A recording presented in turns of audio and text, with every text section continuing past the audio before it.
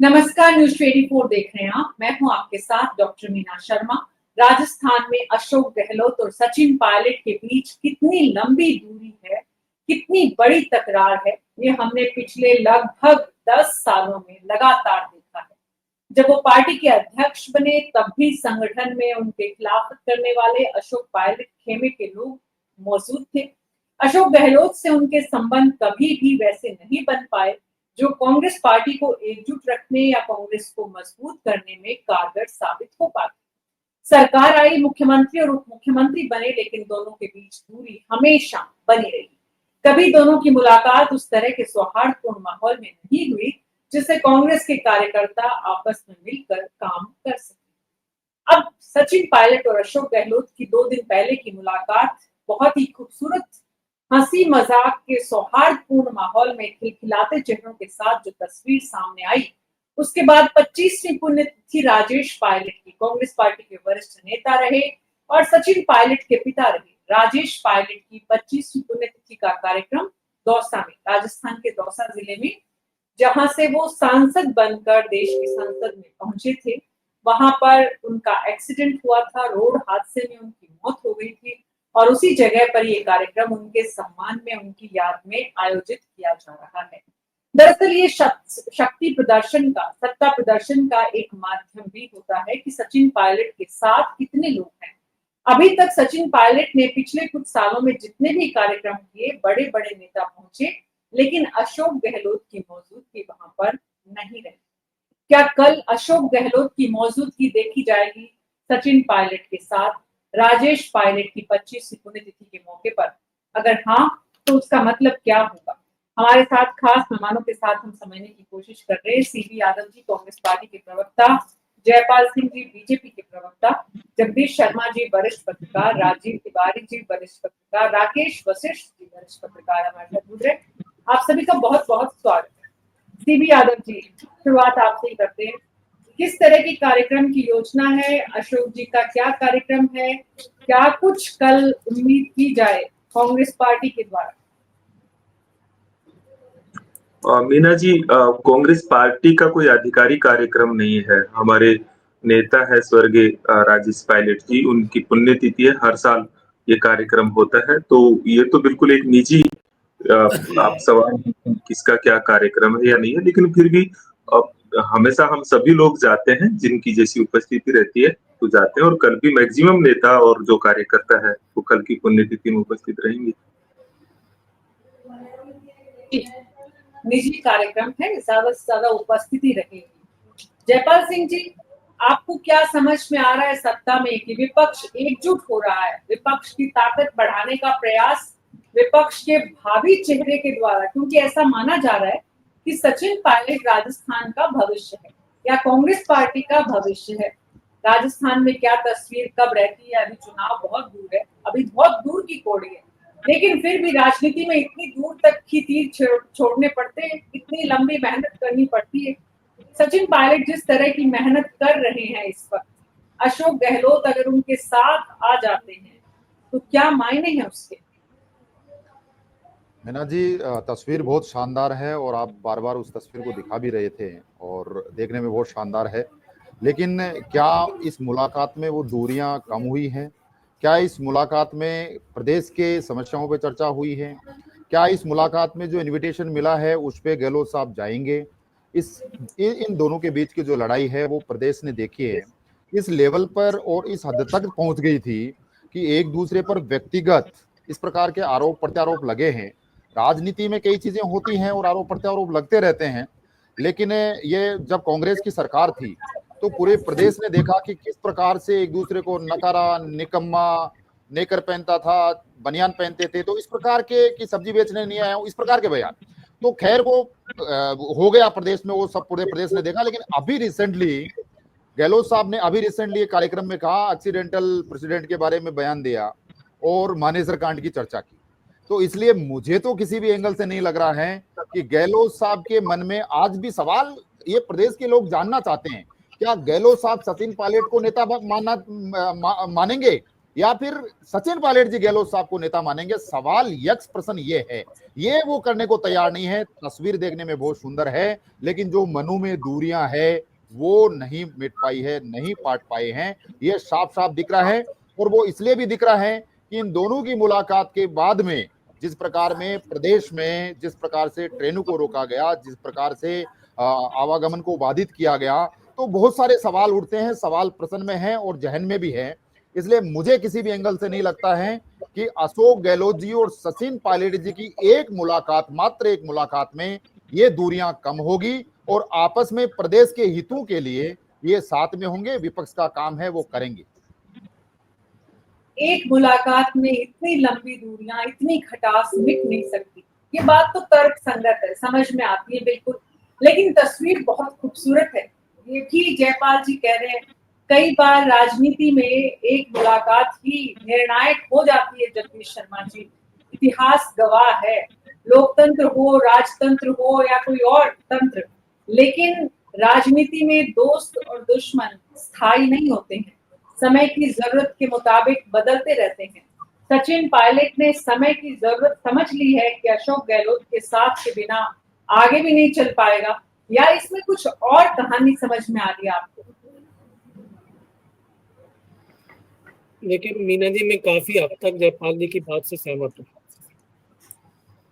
एक इतनी सी मुलाकात से जो खटास दोनों के मन में है, दूसरे के मन में है या नहीं, सचिन पायलट के मन में, लेकिन अशोक जी तो खार खा के बैठे हुए हैं। इन्होंने बड़े बड़े उनके प्रस्तावों को नहीं माना और उनको मझधार में छोड़ा, राजनीतिक मझधार में छोड़ा।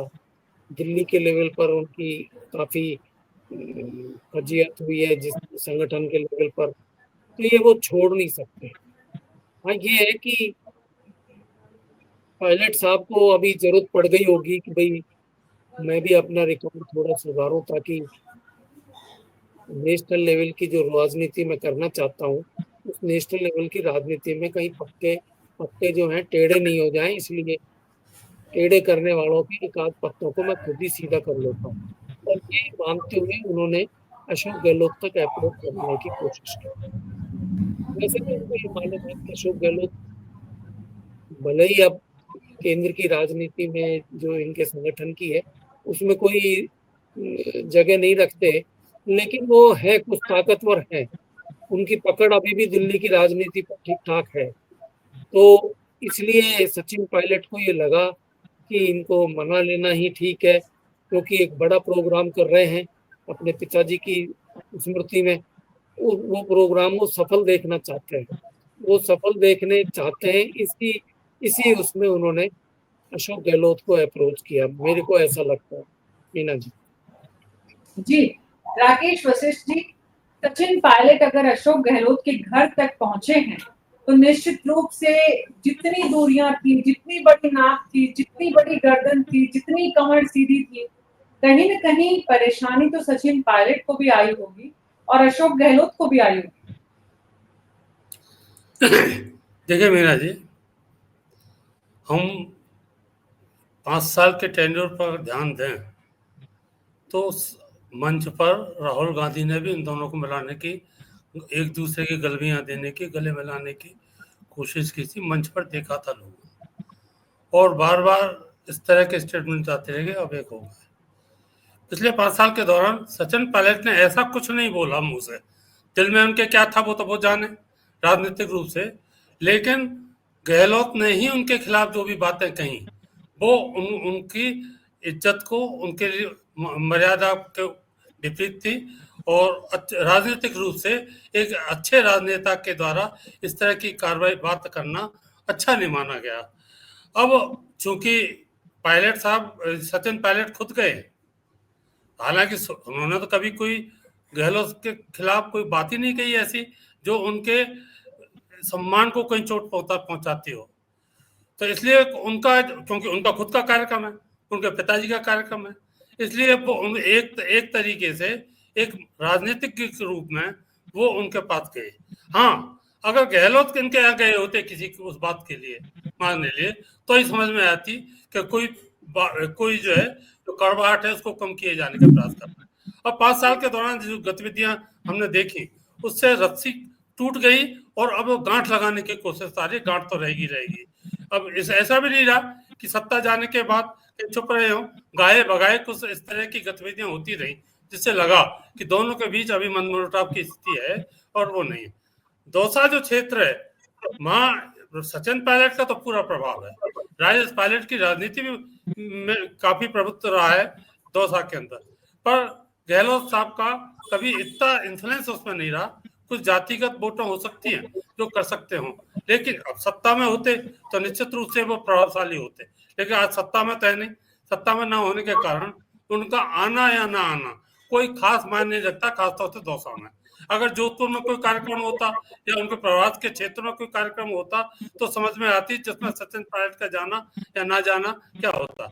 अब सचिन पायलट को आगे की भविष्य की राजनीति दिख रही है कि राजस्थान ये दिख रहा है उनको साफ तौर से कि वो सेंट्रल में मजबूत स्थिति में हैं और आगे जब कभी भी कोई बात आएगी राजस्थान के अंदर तो उनका प्रभुत्व ही दिखाई देगा।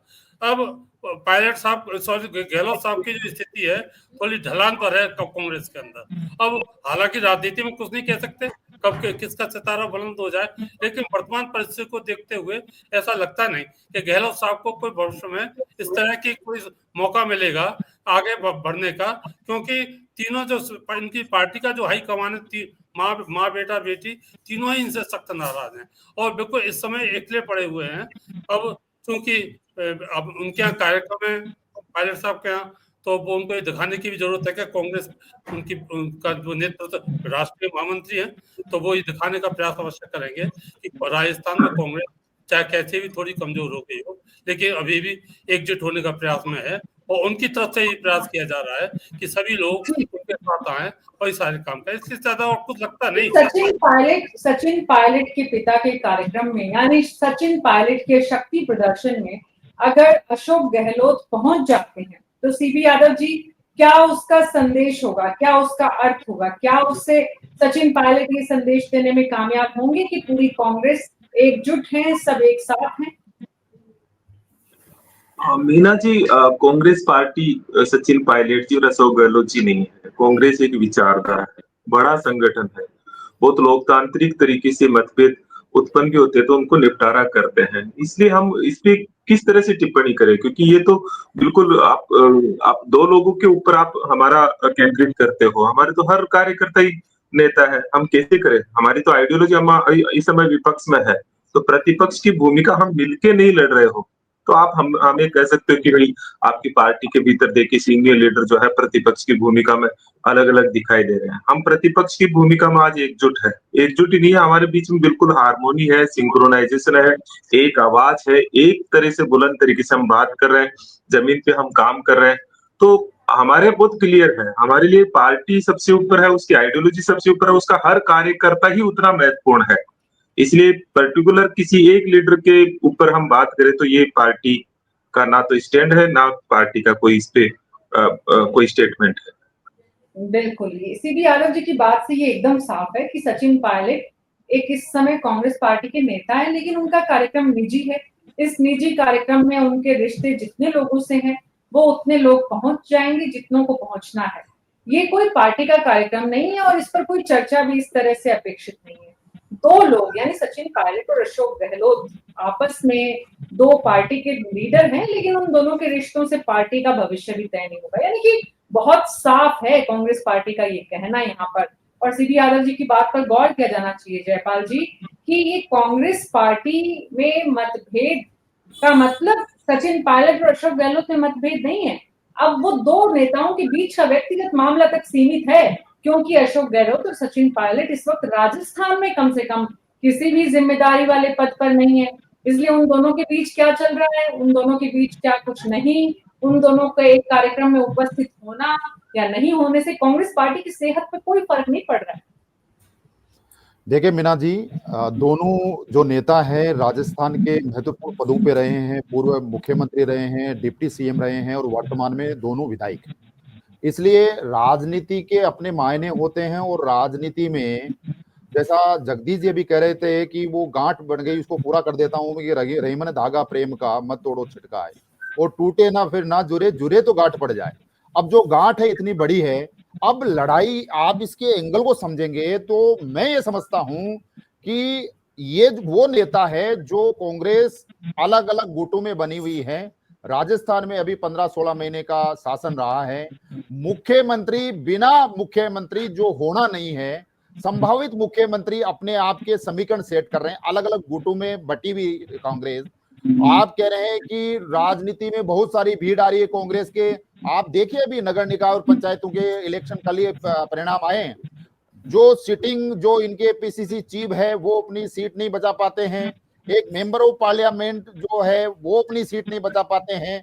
और कांग्रेस का जो शीर्ष नेतृत्व है वो कभी कहते हैं कि कांग्रेस के कार्यकर्ताओं का डीएनए चेक करेंगे, कभी कहते हैं जैसे घोड़े लंगड़े घोड़े अब नहीं चलेंगे। तो इस प्रकार की बातें राजनीति में आना, राजस्थान में अपने आप में संभावना देखना कोई बुरी चीज नहीं, आप देख लीजिए।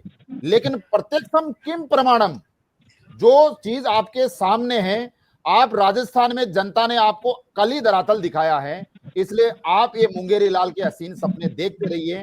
कौन नेता है, लड़ाई ये है नेता। डोटासरा जी का अपना गुट है, जूली जी का अपना गुट है, पायलट साहब का अपना गुट है, गहलोत साहब का अपना गुट है। तो कोई भी एक दूसरे को नेता मानने को नहीं तैयार है। इसलिए आप कह सकते हैं कि एक व्यक्तिगत कार्यक्रम है और श्रद्धेय पायलट साहब की पुण्य स्मृति में हो रहा है, लेकिन राजनीतिक मायने होते हैं। वो जो निमंत्रण देने आए हैं, अब देखने वाली बात होगी कि इनकी दूरियां एकमात्र इस पिक्चर और फ्रेम में हम तय नहीं कर सकते हैं। इसलिए कांग्रेस पार्टी कहने में कह सकते हैं कि इनका निग्धत्व है, बहुत हार्मोनी है, एकजुट हैं, प्रदेश के लिए हितों के लिए लड़ रहे हैं, लेकिन अंदर कितने गुटों में टूटी बटी कांग्रेस, इसको अभी 2 दिन पहले जनता ने आईना दिखाया है। इसलिए कांग्रेस पार्टी धरातल पे धीरे धीरे खत्म हो रही है और नेतृत्व यानी कोई मानने को तैयार नहीं है, कोई किसी को नेता मानने को नहीं तैयार है। ये एक बार नहीं, अनेकों प्लेटफॉर्म पे हमने देखा है। इसलिए कांग्रेस पार्टी मुंगेरी लाल के हसीन सपना देखे तो देखे, किसी को कोई दिक्कत नहीं। राकेश जी, अगर सचिन पायलट के कार्यक्रम में अशोक गहलोत पहुंचते हैं तो टीकाराम जूली, आपके प्रदेश अध्यक्ष गोविंद सिंह डोटासरा, इन दोनों का जो आना या नहीं आना कितना प्रभावित होगा इस बात से कि अशोक गहलोत जा रहे हैं या नहीं जा रहे? देखिए मीना जी, आज के जो कांग्रेस के जो हालात हैं उसमें अभी दोनों नए नेता नए उभरे हैं, डोटासरा भी और आपके जूली जी भी। और इन दोनों की भी आपस में जो चिल्लाचली देखने को मिली है राजनीतिक रूप से, वो पार्टी के लिए स्तर पर क्या करते हैं क्या नहीं करते वो एक अलग बात है। क्योंकि अभी आपका गहलोत साहब ने एक स्टेटमेंट दिया था कि वो मानते नहीं है, गाये बगाए कुछ ना कुछ छीटाकशी करते ही रहते हैं, चाहे वो सत्ता में हैं और पावरलेस हो गए उसके बावजूद। उन्होंने भी पिछले दिनों क्या कहा था कि ये सचिन पायलट के ऊपर उन्होंने कटाक्ष करते हुए कहा था कि डोटासरा भी एक्सीडेंटल आपके अध्यक्ष बने हैं। हमारी इस लड़ाई का फायदा ही इनको डोटासरा जी को मिला, जो कुछ भी है। लेकिन एक बात तो ये तय है कि जो दौसा के अंदर जो प्रभाव सचिन पायलट का है, इन नेताओं में से किसी का नहीं है। और जो वहां का एक पर्टिकुलर जो वोटर है, इनका जातिगत जो वोटर है, वो पायलट के प्रति पूरी तरह एकजुट रहता है और वो उसके सारे पर ही सारा काम करता है। तो वहां इन नेताओं का ऐसा कोई प्रभाव पड़ने वाला नहीं है, आना या ना आना, चाहे गहलोत साहब आए या ना आए, चाहे जूली आए या ना आए, या डोटासरा जी आए या ना आए। लेकिन चूंकि पायलट एक राष्ट्रीय नेता बन चुके हैं, तो वो ये अवश्य दिखाना चाहेंगे कि वो, और यहाँ इस कार्यक्रम के बहाने मैंने अपने इतने नेताओं को बुलाया है और उस लोगों को, अपने मतदाताओं को, अपने समर्थकों को अपनी मजबूत स्थिति का इजहार करना चाहेंगे।